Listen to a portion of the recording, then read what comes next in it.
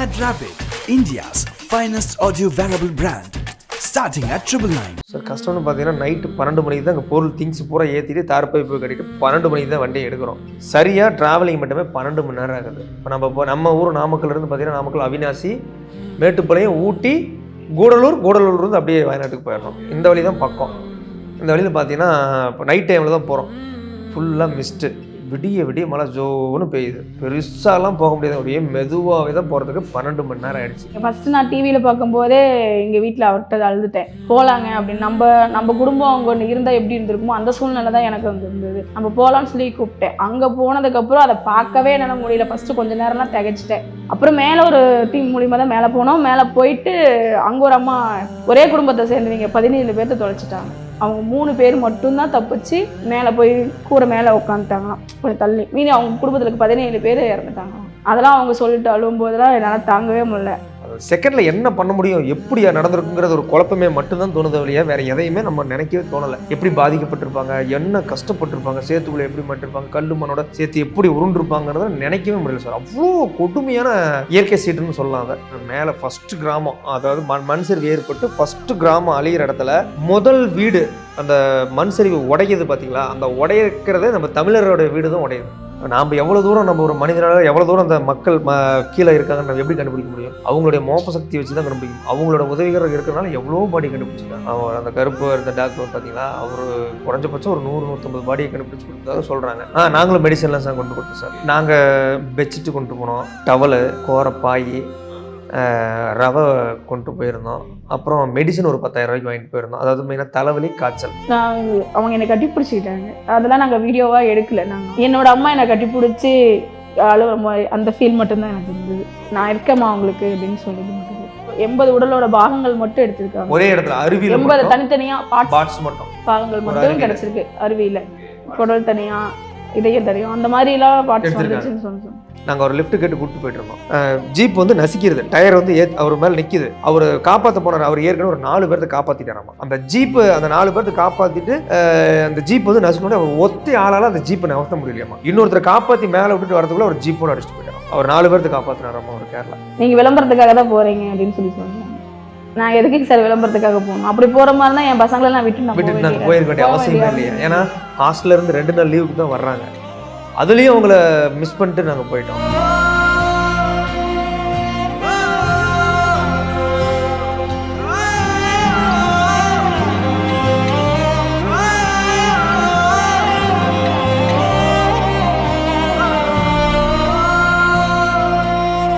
வயநாட்டில் வந்துட்டு ஒரு நிலச்சரிவு காரணத்தினால பாதிக்கப்பட்டவங்களுக்கு நிறைய உதவி பண்ணியிருக்கீங்க. நீங்கள் இமீடியட்டாக போய் நிறைய உதவி பண்ணியிருக்கீங்க. ஸோ அது எப்படி அந்த ப்ரிப்பேர் பண்ணுறதுக்கான டைமில் இருந்திருக்கும்ல, என்னென்ன கொண்டு போய் கொடுத்தீங்க, எப்படிலாம் பிளான் பண்ணி எடுத்துகிட்டு கொண்டு போய் கொடுத்தீங்க, அதை பற்றி கொஞ்சம் பேசலாம். பேசலாம் சார். நம்ம என்னென்னு கேட்டிங்கன்னா, நம்ம 3-4 நாள் நாங்கள் அதை கொஞ்சம் பயத்தில் தான் சார் இருந்தோம். நிலச்சரிவு ஏற்பட்டுகிட்டே இருந்தது. அங்கே டிவியில் நம்ம பார்க்குறோம் இல்லைங்க சார், அந்த பாலம் போடுறது, இதெல்லாம் இந்த நிறைய உடல்கள்லாம் எடுத்துகிட்டு இருக்கிறத கொஞ்சம் பார்த்துட்டு நாங்களும் கொஞ்சம் மிரண்டுட்டோன்னு வச்சுக்கோங்களேன். நம்ம அங்கே போகும்போது எப்படி நாங்கள் ஏன்னா கேரளாங்கிற, தமிழ்நாடுனா டக்குன்னு போயிருப்போம். கேரளாங்கிறனால நாங்கள் எப்படி போகிறது, அங்கே யார் சூஸ் பண்ணி கொடுக்குறது அப்படின்னு தெரியல. அது இல்லாமல் கேரளா கவர்மெண்ட் பார்த்தீங்கன்னா கியூஆர் கோடெல்லாம் போட்டிருக்காங்க பணம் போடலான்னு சொல்லி. பொருள் எப்படி கொண்டு போய் சேர்க்கிறது அப்படிங்கிறது நமக்கு தெரியலன்னு வச்சுக்கோங்களேன்.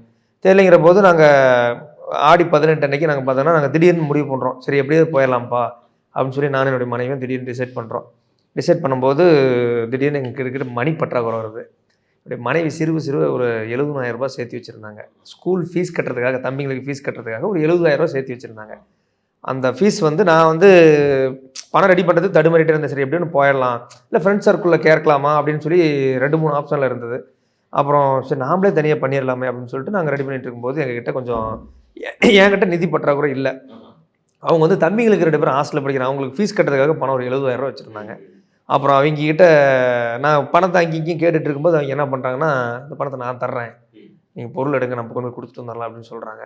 அதுக்கப்புறம் தான் நாங்கள் திடீர்னு 18 மத்தியானத்துக்கு மேலே தான் நாங்கள் 2 பேரும் ஸ்டார்ட் பண்ணி பொருள் எடுக்கிறதுக்கு 2 பேருமே. அதுக்கப்புறம் தான் நம்ம வண்டி எடுத்துகிட்டு கிளம்பணும்னு வச்சுக்கோங்களேன். உங்களோட வந்துட்டு இன்னொருத்தரும் வந்துட்டு ரொம்ப ஹெல்ப் பண்றதுக்காக வந்திருந்தாரு. உங்களுடைய ரீல்ஸ்ல பார்க்கும்போது அவரும் வந்திருந்தாரு. ஸோ அவர் எப்படி உங்களோட இணைஞ்சாரு? எந்த மாதிரி? சார் அவர் வந்து நம்ம பக்கத்தூர் பையன் தான் அவரு.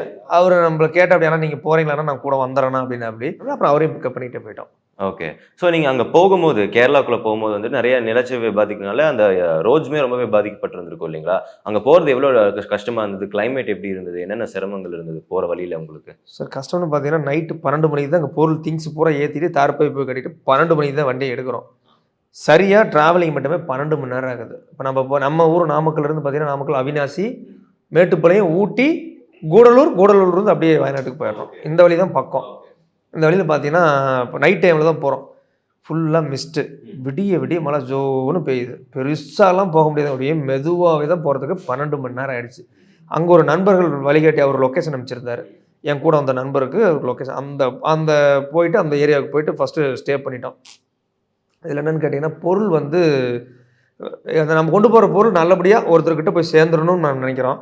அது ப்ரைவேட்டாக இருக்கனாலே கொஞ்சம் யோசனை பண்ணிகிட்டே இருந்தோம். ப்ரைவேட்டாக எப்படி கொடுக்குறதுன்னு கொஞ்சம் யோசனை பண்ணிகிட்டே இருந்தோம். அப்புறம் ஒரு 2 மணி நேரம் தூக்கம் இல்லைங்களா நிறுத்திட்டு எல்லாம் படுத்துட்டோம். ஒரு ரோட்டோரமாக ஒரு வீடு இருந்ததுங்க. அந்த இடத்துல ஒரு தங்குறதுக்கு சொல்லியிருந்தாங்க. அவங்க சாப்பாடுலாம் கொடுத்தாங்க. சாப்பிட்டுட்டு ரோட்டோரமாக நிறுத்தி பாயெல்லாம் விரிச்சு போட்டு நாங்கள் ஒரு 5 பேர் அப்படியே படுத்துட்டோம். படுத்து ஒரு 2 மணி நேரம் கிளம்பிச்சு எந்திரிச்சிட்டு அந்த ஜின் ஜோசப் ஸ்கூலுக்கு கவர்மெண்ட் கொடுத்த இடத்துக்கு அங்கேயே கொண்டு போய் கொடுத்துடலாம் அப்படின்னு சொல்லி வேற ஒருத்தர் மூலிமா அணுகி அங்கே போகலான்னு முடிவு பண்ணி எடுக்கும்போது வண்டி பஞ்சரு. நம்ம வண்டி லோடு வண்டியே பஞ்சர் ஆகி போச்சு. அப்புறம் திருப்பியும் வண்டி முள்ளங்களை திருப்பி எடுத்து பஞ்சர் ஒட்டிக்கிட்டு அப்புறம் அங்கே போயிட்டுங்க. அப்புறம் அந்த ஜின் ஜோசப் கவர்மெண்ட் அந்த இடத்துல போய்ட்டு பொருள் பூரா நீங்கள் என்ன கொண்டுகிட்டு வந்தீங்கன்னு சொல்லி நம்ம ஒரு லிஸ்ட்டு கொடுக்கணும். யார் கொண்டுகிட்டு வந்தா அப்படின்னு லிஸ்ட்டு கொடுக்கணும். அதை வந்து கவர்மெண்ட்லேயே அவங்க அப்டேட் பண்ணி ஒரு ஃபார்ம் கொடுத்து சீல் வச்சு அங்கே சைன் பண்ணி கொடுத்துட்றாங்க. அதாவது இவர் மூலியமா நாங்கள் எங்களுடைய கவர்மெண்ட் வாங்கிக்கிச்சு அப்படின்னு சொல்லி கொடுத்துருக்காங்க. அதனால தான் உங்களுக்கு வருது. இத்தனை கிலோ பொருள் இவங்க கரெக்டாக கொடுத்துருக்காங்க அப்படின்னு சொல்லி அவங்க கவர்மெண்ட் மூலியமாக ஷீல் வச்சு கொடுத்துட்றாங்க. முறையாக வாங்கிக்கிறாங்க. அதுதான் எங்களுக்கு ரொம்ப சந்தோஷமா இருந்தது. அதில் இப்போ நீங்கள் அங்கே போகும்போது இந்த பாதிக்கப்பட்டவங்களாம் நீங்கள் பார்த்துருப்பீங்கல்ல, நிறைய பேர் உயிரிழந்திருப்பாங்க. அதை தாண்டி வந்துட்டு ரொம்ப அடிபட்டு அவங்க உயிர் தப்பி அவங்களுடைய மனநிலை எப்படி இருந்தது? ஏன்னா நீங்களாம் ரொம்ப கண் கலங்கிட்டீங்க, ரொம்ப எமோஷனல் ஆகிட்டீங்க. அதெல்லாம் கேட்கவே முடியலைங்க. ஃபஸ்ட்டு நான் டிவியில் பார்க்கும்போதே எங்கள் வீட்டில் அவர்கிட்ட அழுதுட்டேன். போகலாங்க அப்படின்னு. நம்ம குடும்பம் அங்கே ஒன்று இருந்தால் எப்படி இருந்திருக்குமோ அந்த சூழ்நிலை தான் எனக்கு அங்கே இருந்தது. நம்ம போகலான்னு சொல்லி கூப்பிட்டேன். அங்கே போனதுக்கப்புறம் அதை பார்க்கவே என்னால் முடியல. ஃபஸ்ட்டு கொஞ்சம் நேரம்லாம் திகச்சிட்டேன். அதுக்கப்புறம் தான் நான் ஒரு வாய்ஸ் கூட போட்டிருப்பேன். அந்த வாய்ஸில் கூட என்னால் பேசவே முடியல. ஒரு சின்ன வாய்ஸ் பேசிட்டு நீங்கள் இந்த பக்கம் வீடியோ காட்டிடுங்கண்ணா அப்படின்னு சொல்லிட்டு டக்குன்னு எடுக்க சொல்லிட்டேன். என்னால் எமோஷனல் தாங்க முடியல. அப்புறம் மேலே ஒரு டீம் மூலிமா தான் மேலே போனோம். மேலே போயிட்டு அங்கே ஒரு அம்மா ஒரே குடும்பத்தை சேர்ந்துவீங்க 17 பேர்த்த தொலைச்சிட்டாங்க. அவங்க 3 பேர் மட்டும்தான் தப்பிச்சு மேலே போய் கூரை மேலே உட்காந்துட்டாங்களாம் கொஞ்சம் தள்ளி. மீதி அவங்க குடும்பத்தில் 17 பேர் இறந்துட்டாங்களாம். அதெல்லாம் அவங்க சொல்லிட்டு அழும்போதெல்லாம் என்னால் தாங்கவே முடியல. அப்புறம் இன்னொரு ஸ்டில் ஒன்று பார்த்தேன். ஒரு அம்மா குழந்தைங்கள கடிசேட்டி பிடிச்சி தூங்கும். அதெல்லாம் பார்த்துட்டு என்னால் இருக்கவே முடியல. அந்த இடத்துல நாம் இருந்தோம்னா என்ன பண்ண முடியும்?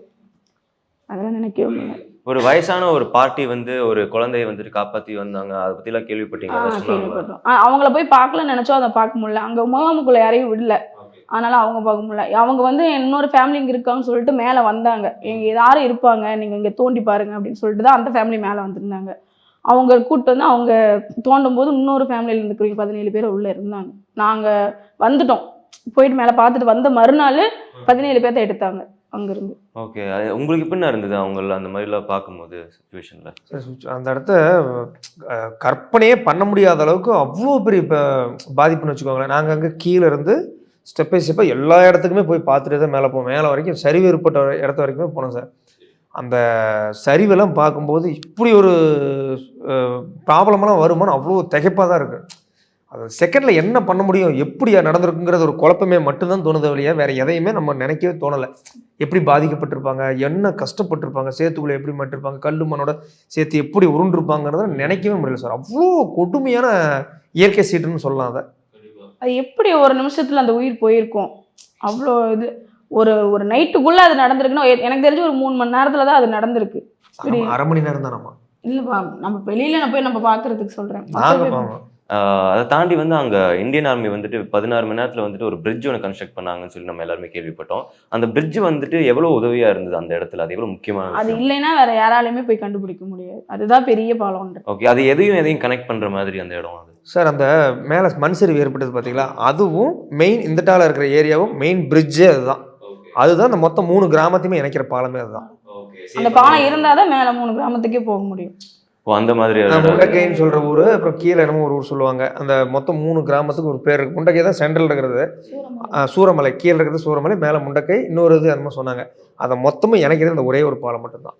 அதில் ஓடைங்கிறது பார்த்தீங்கன்னா வெறும் ஒரு ஒரு 30 மீட்டர் அகத்துல தான் அந்த ஓடையே ஓடி இருக்கு. மொத்தமே ரொம்ப காலமாகவே அந்த 30 மீட்டர் அகலத்தில் தான் அந்த ஓடையே ஓடி இருக்கு. ஆனால் இப்போ வந்து பார்த்தீங்கன்னா ஒரு 500 மீட்டர் அகலத்துக்கு அகலமாயிடுச்சு. இப்போ அன்எக்ஸ்பெக்டடான ஒரு விதத்தில் வந்துட்டு அப்படி ஒரு விஷயம் நடக்கும்போது அந்த இடத்துல பாதுகாப்புக்கும் கொடுக்க முடியாமல் போயிடுச்சு இல்லைங்களா? ஸோ இப்போ வந்துட்டு உங்களுக்கு வந்துட்டு நீங்கள் அங்கே போய் பார்க்கும்போது, இப்போ கேரளா தமிழ்நாடுன்னு பார்க்கும்போது என்னதான் இருந்தாலும் வந்துட்டு வேற ஒரு ஊர் அப்படின்னு சொல்லி பார்க்குறவங்க நிறைய பேர் இருப்பாங்க. பட் அந்த ஊர்லேயுமே கண்டிப்பாக நம்ம மக்கள் இருந்திருப்பாங்க இல்லையா? கண்டிப்பா இருக்கு. அங்கே அந்த மாதிரி ஏதாவது பார்த்தீங்களா? தமிழர்கள் ஏதாவது பாதிக்கப்பட்ட மாதிரி? தமிழர்கள் பாதிக்கப்பட்டன்னு பார்த்தீங்கன்னா சார், மேலே ஃபர்ஸ்ட் கிராமம், அதாவது மண் சரிவு ஏற்பட்டு ஃபர்ஸ்ட் கிராமம் அழியிற இடத்துல முதல் வீடு அந்த மண் சரிவு உடையுது பார்த்தீங்களா? அந்த உடைக்கிறதே நம்ம தமிழரோட வீடு தான் உடையுது. ஓகே, முதல் வீடே நம்ம தமிழ்நாட்டுக்காரர். அவர் ஈரோட்டுக்காரர். முதல் வீடே உடையிறது அவர் தான். நாங்கள் எதிர்ச்சி மேலே போயிட்டு இருக்கும்போது அவர் நடந்து வந்தார். 2 பிரெட்டு பாக்கெட்டையும் அவருடைய ஏடிஎம்மு, கரண்ட் பில்லு, மொத்தம் ஒரு வீடு கூட கிடையாதுங்க. இந்த மரத்தில் சிக்கிட்டு இருந்த அந்த அவருடைய ஏடிஎம்மையும் அந்த பேக்குக்குலாம் எதுவும் இருந்திருக்க மாட்டேங்க. ஏடிஎம்மு, இந்த கரண்ட் பில்லு இருக்குது பார்த்தீங்களா, அதையும் எடுத்துகிட்டு 2 பிரெட்டு பாக்கெட் மிலிட்ரி ஆர்மியில் கொடுத்துருப்பாங்கன்றது, அதை கையில் எடுத்துகிட்டு நடந்து வந்துட்டு இருந்தார். அவராக தான் எங்களுக்கு கேட்டார், நீங்கள் தமிழான்னு கேட்டார். ஆமாம் சார், ஆமாங்கண்ணா அப்படின்னு சொன்னோம், வயசானவர். அப்புறம் நாங்கள் இந்த மாதிரி தான் தம்பி, என்னோடய வீடு தான் முதல் வீடு. அவங்க குடும்பத்தில் இருந்தவங்கலாம் அவங்களாம் ஒரு 2 மணி நேரத்துக்கு முன்னாடி அவங்களுக்கு கொஞ்சம் தகவல் தெரிஞ்சிச்சு, நாங்கள் வெளியில் போயிட்டோம்ப்பா அப்படின்ட்டார். முடிஞ்ச வரைக்கும் தகவல் கொடுத்துட்டோம், நாங்கள் வெளியில் கிளம்பிட்டோம் அப்படின்னு தான் சொன்னாருங்க. அண்ட் இன்னொன்று வந்துட்டு உங்களுடைய ரீலில் ஒன்று பார்க்கும்போது வந்துட்டு அங்கேருந்து ஒரு ஆர்மி டாக், ஒரு கருப்பு கலரில் இருக்கிற லேப்ரடார் வந்து நிறைய பேர்த்தோட பாடிஸை தான் கண்டுபிடிச்சிச்சு அப்படின்னு சொல்லியிருந்தீங்க. ஸோ அது அங்கே அது எவ்வளோ முக்கியமாக இருந்தது அந்த நாய்? அது இதனால அவங்களுடைய அந்த டாக் பெருசா இருந்தது. அவங்களோட உதவி இல்லைன்னா அந்த டாக்கோட உதவி தான் கொஞ்சம் பெருசா இருந்தது. அவங்க முக்கியமா இருந்தது. அவங்களால தான் பல உறுப்புகளை எடுக்க முடிஞ்சது. ஓகே சார், அந்த நாம் எவ்வளோ தூரம் நம்ம ஒரு மனிதனால எவ்வளோ தூரம் அந்த மக்கள் கீழே இருக்காங்கன்னு நம்ம எப்படி கண்டுபிடிக்க முடியும்? அவங்களுடைய மோப்ப சக்தி வச்சு தான் கண்டுபிடிக்கும். அவங்களோட உதவிகரம் இருக்கிறனால எவ்வளோ பாடி கண்டுபிடிச்சிருக்காங்க. ஓகே, அவங்க அந்த கருப்பு இந்த டாக் பார்த்தீங்களா, அவர் குறைஞ்சபட்சம் ஒரு 100-150 பாடியை கண்டுபிடிச்சி கொடுத்ததாக சொல்கிறாங்க. அண்ட் இப்போ அங்கே பார்த்தீங்கன்னா மெடிசின்ஸ் ரொம்ப தேவைப்பட்டிருக்கும். அவங்களுக்கு போதிய மெடிசின்ஸ்லாம் கிடச்சிருச்சுங்களா? நீங்கள் கொண்டு போய் கொடுத்தீங்களா? நாங்களும் மெடிசன்லாம் சார் கொண்டு கொடுத்தோம் சார். நாங்கள் பெட்ஷீட்டு கொண்டு போனோம், டவலு, கோரப்பாய், ரவை கொண்டு போயிருந்தோம். அப்புறம் மெடிசன் ஒரு 10,000 ரூபாய்க்கு வாங்கிட்டு போயிருந்தோம். அதாவது மெயினாக தலைவலி, காய்ச்சல், சளி, இதுக்கு 3க்கும் மெயினாக மெடிசன் வாங்கிட்டு போயிருந்தோம். அப்புறம் பெண்களுக்கு நாப்கின்ஸு, குழந்தைங்களுக்கு பேம்பஸ்ஸு, பிஸ்கட் பாக்கெட்டு, இதெல்லாம் எங்களுடைய வண்டியில் ஃபுல்லோடு அப்படியே எடுத்துக்கிட்டோம். இப்போ அதாவது ஒரு குடும்பத்துல ஒருத்தவங்க வந்து தப்பிச்சுட்டாங்க அப்படிங்கும்போது மற்றவங்களாம் இறந்துட்டாங்க அப்படிங்கும்போது அவங்களுடைய அந்த தப்பித்தவங்களுடைய அந்த மனநிலை எப்படி இருந்தது? யாராவது அவங்ககிட்ட பேச முடிஞ்சுதா? கேள்விப்பட்டீங்களா? அவங்க நாங்கள் அந்த 17 பேர் அந்த இறந்தான்னு சொல்றாங்க, அவங்கள மட்டும் தான் பார்க்க முடிஞ்சது. ஏன்னு கேட்டீங்கன்னா, அந்த 3 கிராமத்தில் உள்ள மக்கள் பாதிச்சு காப்பாற்றிருக்காங்க பார்த்தீங்களா, அவங்கள பூரா பாதுகாப்பான முறையில் கவர்மெண்ட் வந்து தங்க வச்சிருக்காங்க கேரளாவில். ஓகே, அந்த முகாமுக்குள்ள மேக்ஸிமம் யாரையும் விடலை. ஏன்னு கேட்டிங்கன்னா, அவங்கள திருப்பி நம்ம எதாவது பேசப்போ இவங்க ரொம்ப மன உளைச்சலுக்கு ஆளாயிரங்களோட யாரையுமே அந்த முகாமுக்குள்ள ரொம்ப பாதுகாப்பாக அவங்கள பார்த்துக்கிறாங்க. வேலைக்கு சாப்பாட்டுலேருந்து எல்லாம் கவர்மெண்ட்டே ரொம்ப மிகச்சிறப்பாக பாதுகாப்புகள் அவங்க பார்த்துக்கிறாங்க, குறைய இல்லாத அளவுக்கு. அந்த அம்மாட்ட பேசும்போது ஆறுதல் மட்டும் தான் எங்களால் சொல்ல முடிஞ்சுது. வேற எதுவுமே எங்கிட்ட கேட்க முடியல. நாங்கள் இருக்கோம் உங்களுக்காக, நம்ம தான் என்னதான் நம்ம இருக்கோன்னு சொன்னோன்னா அவங்க சொந்த ஃபேமிலியை தொலைச்சிட்டு தனிமரமாக நிற்கும்போது ரொம்ப கஷ்டம். அவங்க என்ன சொன்னாங்க உங்ககிட்ட? நீங்கள் போய் கொடுக்கும்போது அவங்க ரியாக்ஷன் என்னவா இருந்தது? அவங்க என்னை கட்டி பிடிச்சிக்கிட்டாங்க. அவங்க அதெல்லாம் நாங்கள் வீடியோவாக எடுக்கல. அவங்க கட்டி பிடிக்கும்போது உங்களுக்கு அது எப்படிக்கா இருந்தது? என்னோட அம்மா என்னை கட்டி பிடிச்சி அந்த ஃபீல் மட்டும்தான் எனக்கு இருந்தது. நான் இருக்கேம்மா அவங்களுக்கு அப்படின்னு சொல்லிட்டு மட்டும். ஓகே, இதை தாண்டி ரொம்ப லைக் இந்த ஒரு நிகழ்வு தான் ரொம்ப பாதிச்சுது அப்படின்னா அது எந்த ஒரு நிகழ்வு சொல்லுவீங்க? அங்கே இருந்த ஒரு இது பார்க்கும் போதோ இல்லை வந்துட்டு இப்படி ஒரு விஷயம் நடந்துச்சுன்னு கேள்விப்படும் போதோ எது ரொம்ப உங்களுக்கு பாதிச்சுது? குழந்தைய கட்டி பிடிச்சிட்டு இறந்துட்டாங்க. இப்போ கட்டி பிடிச்சதோட இறந்தாங்கல்ல, அது ரொம்ப எனக்கு பாதிச்சிருச்சு. அது நம்ம பார்க்க வேண்டியதில் ஒரே ஒரு ஃபோட்டோ தான். அதுக்கு மேலே எவ்வளோ உயிர்கள், உடல் பாகங்கள் தனித்தனியாக ஒரு 60-70 கிலோமீட்டர் தூரம் போயெல்லாம் நிறைய உடல்கள் எடுத்திருக்காங்க.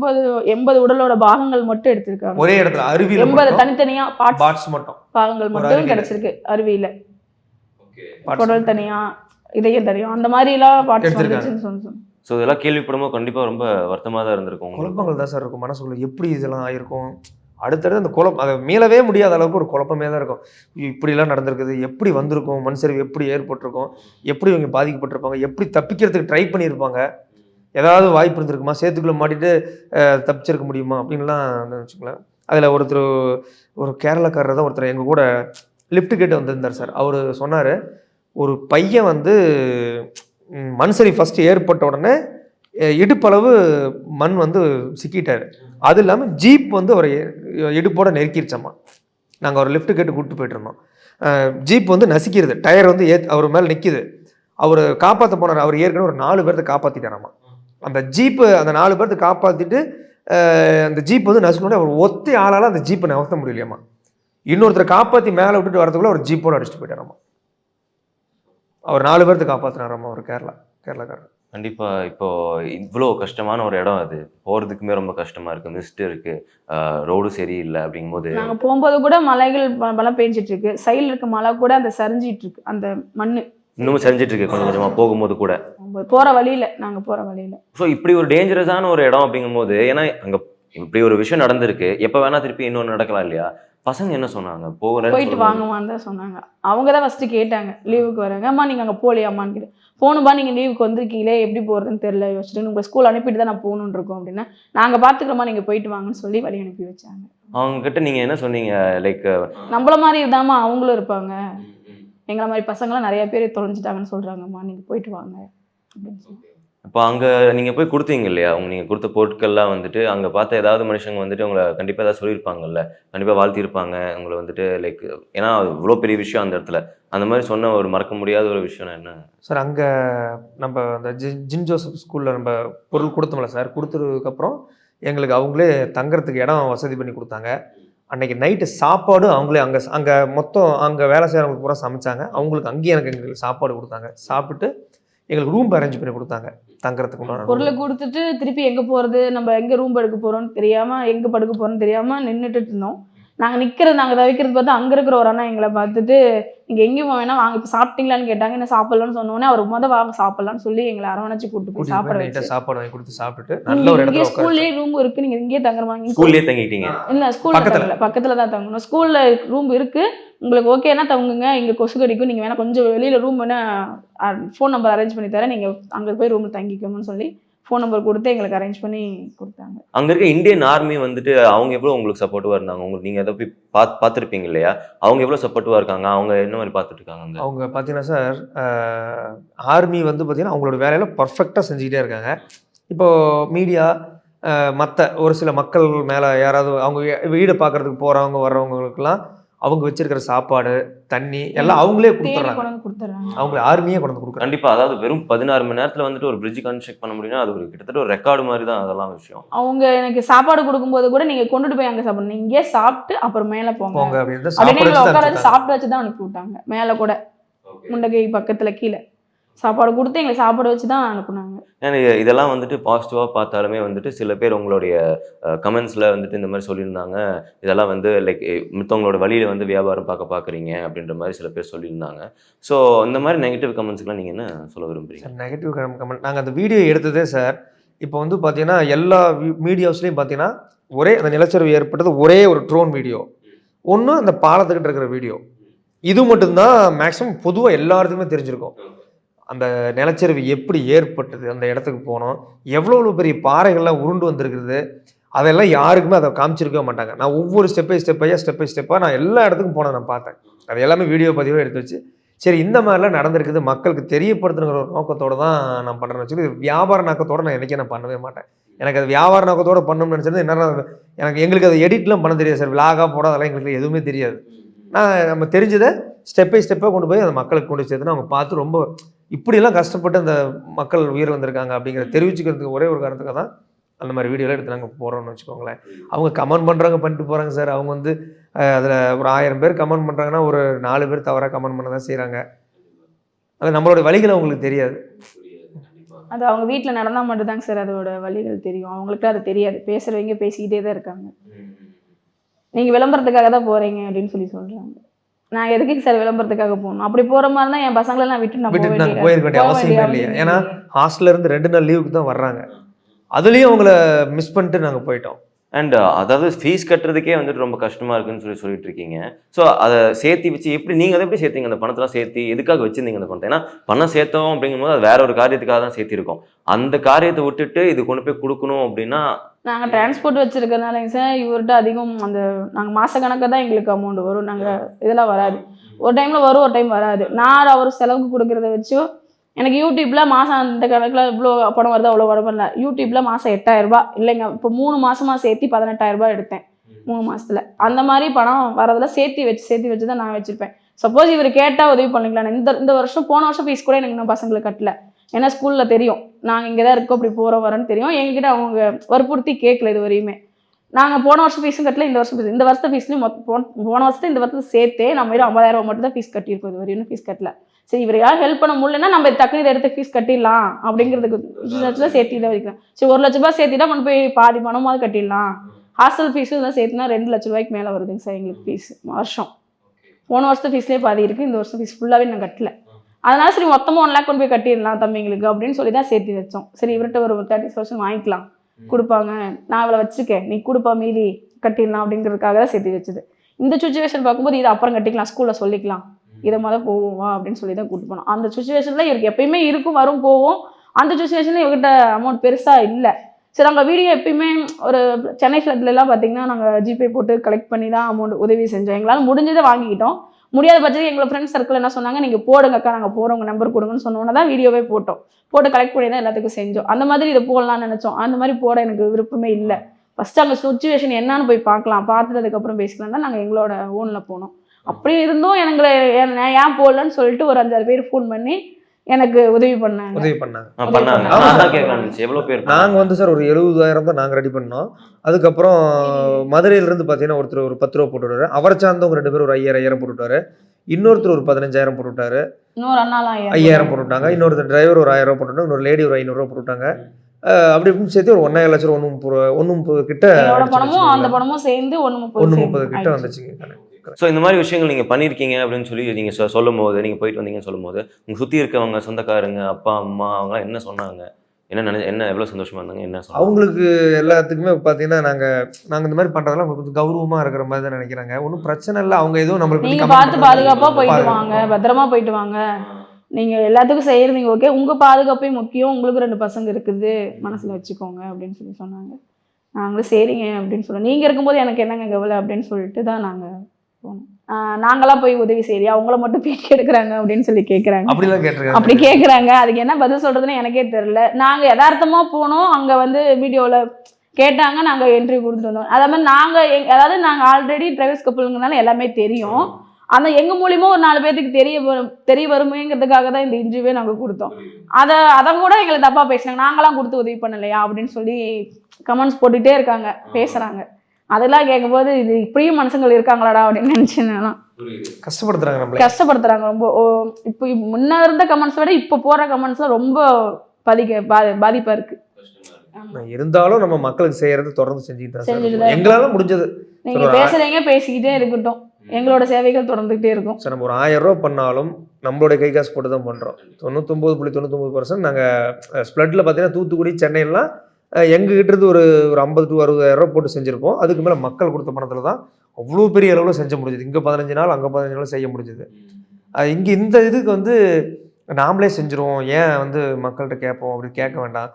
அப்போ ஒரு கட்டத்துக்கு மேலே பத்தலைன்னா பேசிக்கலாம் அப்படிங்கிற பட்சத்தில் தான் வந்தோம். கரெக்டாக நாங்கள் அதை கரெக்ட் பண்ணோன்னே முக்கியமான நண்பர்கள் மூலியமாக கொடுத்ததே எங்களுக்கு போதுமான, எங்களால் முடிஞ்ச போதுமான அளவு சரியாக பட்டுச்சு. ஆனால் திருப்பியும் போவோம் நாங்கள் இன்னும் 10 days-ஆ இன்னும் 15 நாள் கழிச்சோ கண்டிப்பாக திருப்பி போய் என்ன உதவிகள்லாம் கேட்டுட்டு அங்கே நாங்கள் ஃபோன் நம்பர்ஸ்லாம் வாங்கிட்டு வந்திருக்கோம் ஒரு சில பேர்த்துது. அவங்ககிட்ட கேட்டுட்டு என்ன பொருட்கள் தேவையோ இல்லை பணமாக தேவையோனாலும் எங்களால் முடிஞ்சதை எங்கள் ஃப்ரெண்ட்ஸ் சர்க்கிளில் தரேன்னு சொல்லியிருக்காங்க. அவங்ககிட்ட கலெக்ட் பண்ணிட்டு கண்டிப்பாக கொண்டு போய் கொடுப்போம். இன்னும் 15 நாள் இன்னும் 10 நாளில் போவோம், மறுபடியும் வயநாடு போவோம். அண்ட் இப்போ நீங்கள் டிரைவராக இருக்கங்காட்டி இல்லைங்களா, நிறைய இடங்களுக்கு வந்து டிரைவ் பண்ணி போயிருப்பீங்க இல்லையா, கேரளாவுக்கும் கண்டிப்பாக போயிருந்திருப்பீங்க. இந்த லேண்ட்ஸ்லைடுக்கு முன்னாடி நீங்கள் போகும்போது வந்துட்டு அவங்க எப்படி மக்கள் அங்கே எப்படி உங்களை நடத்துவாங்க? ஏன்னா அதுவும் நம்ம மைண்டில் பதிஞ்சிருக்கும்ல, நம்ம அங்கே போகும்போது பெருசாக கேரளா ஒரே ஒரு டைம் தான் போனோம், அது டூரிஸ்ட் விசா போனோம். அது இவர் வரல, நான் மட்டும் தான் போயிருந்தேன். ஃப்ரெண்ட்ஸோட போனால் எனக்கு தெரியல, இதுதான் ஃபர்ஸ்ட் டைம் போனால். சபரிமலை போனதோட சரிங்க சார், நான் வேறு கேரளா நம்ம லோக்கல் வண்டி தான், இல்லைன்னா இந்த பக்கம் வடக்கு போகிறது தான் நம்ம வண்டி லைன் வண்டி. அந்த ஸ்டேட் போகிறது தான். கண்டிப்பா இந்த ஒரு உதவி வந்துட்டு நிறைய பேத்துக்கு அங்கே வந்துட்டு மிகப்பெரிய ஒரு உதவியாக இருந்திருக்கும். தொடர்ந்து உதவி செய்யுங்க. மத்தவங்களுடைய அந்த தவறுலாம் நெகட்டிவ் கமெண்ட்ஸ்லாம் பார்க்காம நீங்க தொடர்ந்து உதவி செய்யணும்னு சொல்லி நான் உங்களுக்கு வாழ்த்துறேன். ரொம்ப ரொம்ப ஆனால் நன்றி. அதில் ஒரு முக்கியமான ஒரு புள்ளி என்னன்னு கேட்டிங்கன்னா, அந்த ஈரோட்டுக்கார பெரியவர் வந்து சுத்தமாக வீடு எதுவுமே இல்லை, ஏதாவது உங்களால் முடிஞ்சதை ஹெல்ப் பண்ணுங்க அப்படின்னு ஒரு டாட் வச்சார் டாட் எங்ககிட்ட. வச்சிருக்கு. சுத்தமாக வீடு வாசல் எதுவுமே இல்லை இல்லைங்களா? ஏன்னா அந்த 50 சென்ட்ல தான் விவசாயம் பார்த்தார். அந்த அந்த மிளகு விவசாய தோட்டமெல்லாம் நிலமே இல்ல. பாதி மரம்லாம் அப்படியே இருக்குது, வீட்டுக்கு இந்த பக்கம் பாதி மரம்லாம் அப்படியே தான் இருக்குது. ரொம்ப ஏதாவது பண்ணுங்கன்னு கேட்டார். கண்டிப்பாக நாங்கள் போயிட்டு வந்துட்டு ஏதோ பண்ணுறோம், ஃபோன் நம்பர்லாம் வாங்கிட்டு வந்துட்டோம். கண்டிப்பா கண்டிப்பாக அவங்களுக்கு நம்ம ஹெல்ப் பண்ணுற மைண்ட் என்னன்னு பார்த்தீங்கன்னா, ஏதாவது நம்மளால் முடிஞ்சது. நம்ம இது வரைக்கும் பொருட்கள்லாம் நிறைய கொடுத்துட்டோம். நம்ம அதுக்கு மேலே அவங்க சொந்தமாக வீடு ஏதாவது அவங்களுக்கு வாய்ப்பு கிடைச்சி கட்டுறதுக்கு வாய்ப்பு கிடைச்சுன்னா நாம் அவங்களுக்கு நம்ம பணமாக கொடுத்துட்டோம்னா அவங்களுக்கு ஒரு ஹெல்ப்ஃபுல்லாக இருக்கும். ஏன்னா அவங்க சௌரியத்துக்கு அவங்களுக்கு என்ன தேவையோ பொருளாக வாங்கிக்குவாங்க. இப்போ நாம் கொடுக்குறது வந்து அவங்க வீடு கட்டினதுக்கப்புறம் கொடுக்குறது நாம்பளாக கொடுக்குற மாதிரி இருக்கும். அவங்க பொருளை அவங்களுக்கு தேவைக்கு என்னமோ வாங்கிக்குவாங்க அப்படிங்கிற ஒரு எண்ணத்தில் சரி பணமாக கொடுக்கலாம் அப்படிங்கிற ஒரு எண்ணமாக இருக்கும். நம்மளால் முடிஞ்சது அப்படின்னு ஒரு எண்ணத்தோடு நோக்கி போயிட்டுருக்குன்னு வச்சுக்கோங்களேன். அடுத்தது இந்த 10-15 நாள்லேயோ 20 நாள்லேயோ போகலாம்ட்டு. கண்டிப்பா இதை தொடர்ந்து இது பண்ணுங்க, லைக் உதவி செய்யுங்க. ரொம்ப ரொம்ப மகிழ்ச்சி உங்களோட பேசினதுல. ரொம்ப நன்றி. ரொம்ப நன்றி sir. Mad Rabbit, India's finest audio wearable brand, starting at 999.